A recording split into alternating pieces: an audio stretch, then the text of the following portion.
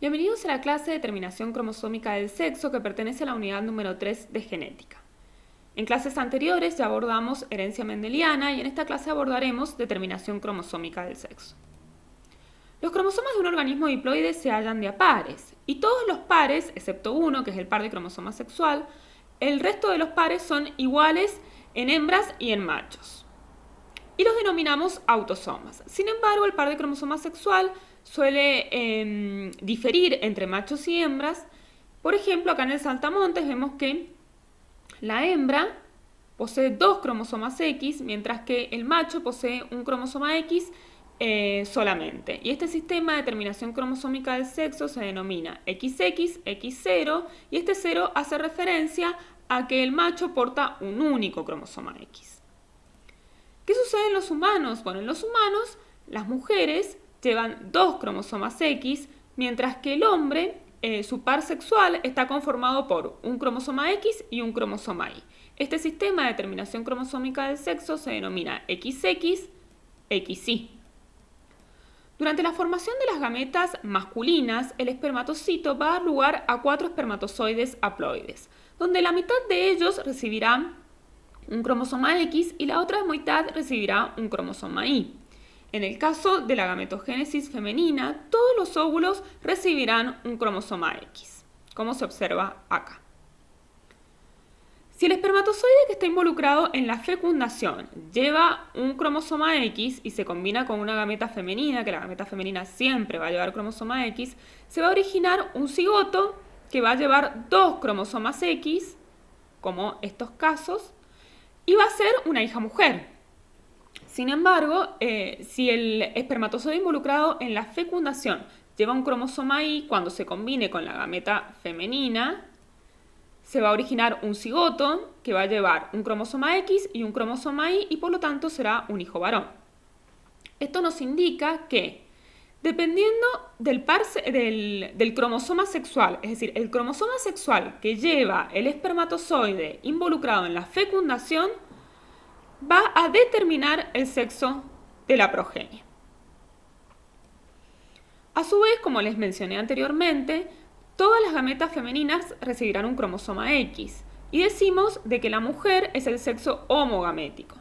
Mientras que en el caso del hombre, la mitad de sus gametas recibirán un cromosoma X y la mitad recibirá un cromosoma Y. Esto quiere decir que puede formar 2 tipos de gametos distintos y decimos que el hombre es el sexo heterogamético.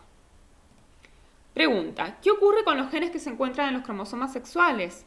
Bueno, en el caso de aquellos genes que se encuentren en el cromosoma X, la mujer tendrá 2 alelos porque tiene 2 cromosomas X, pero el hombre tendrá un único alelo porque tiene un único cromosoma X y este alelo se va a expresar independientemente si sea dominante o recesivo porque es el único que va a estar presente.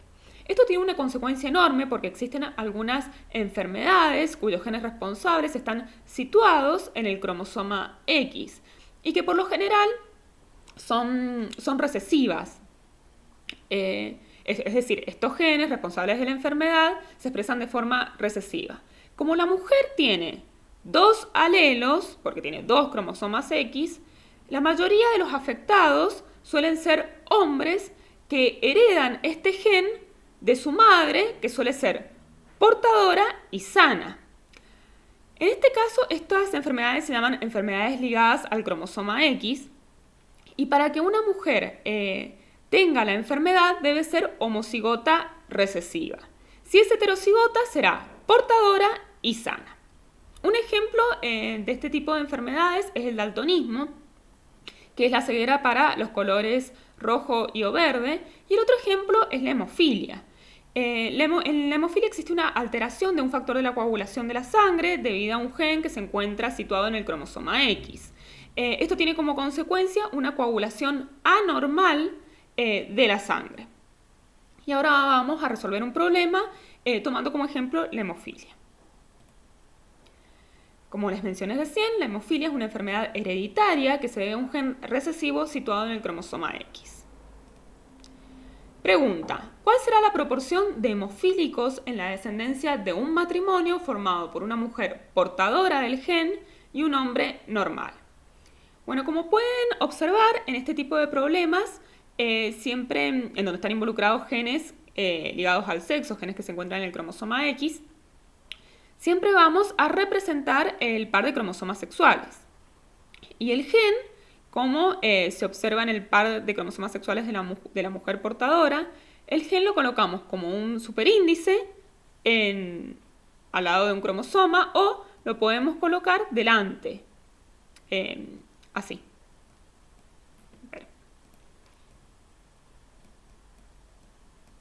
Es exactamente lo mismo.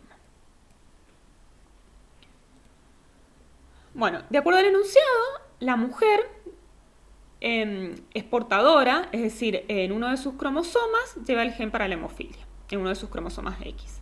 El hombre es completamente normal, tiene un cromosoma X, un cromosoma Y, y en el cromosoma X que posee lleva el gen normal para este factor de coagulación de la sangre.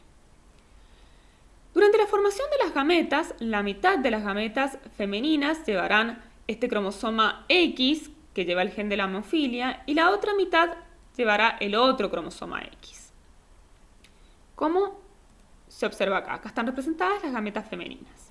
En el caso de las gametas masculinas, la mitad de los espermatozoides llevarán el cromosoma X y la otra mitad de los espermatozoides llevarán el cromosoma Y, como va a estar representado acá.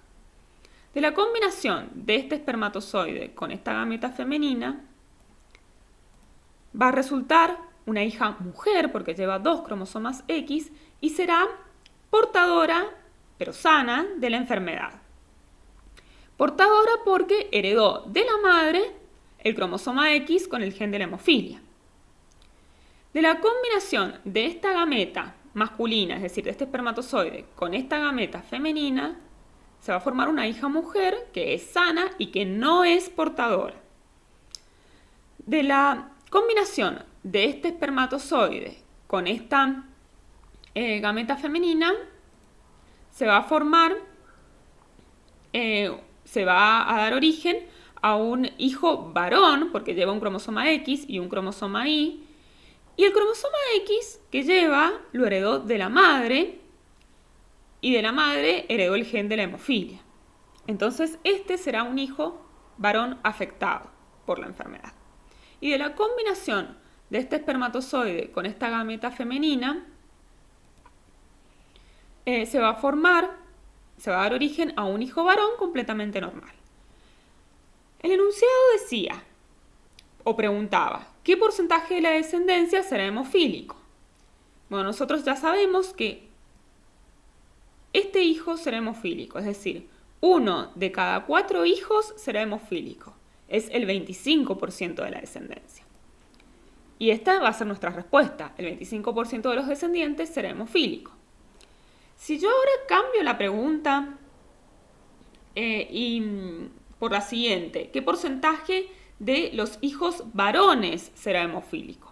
Bueno, acá tienen que tener en cuenta que 1 de cada 2 hijos varones será hemofílico, es decir, el 50% de los hijos varones será hemofílico. Y acá va a cambiar la respuesta, el porcentaje.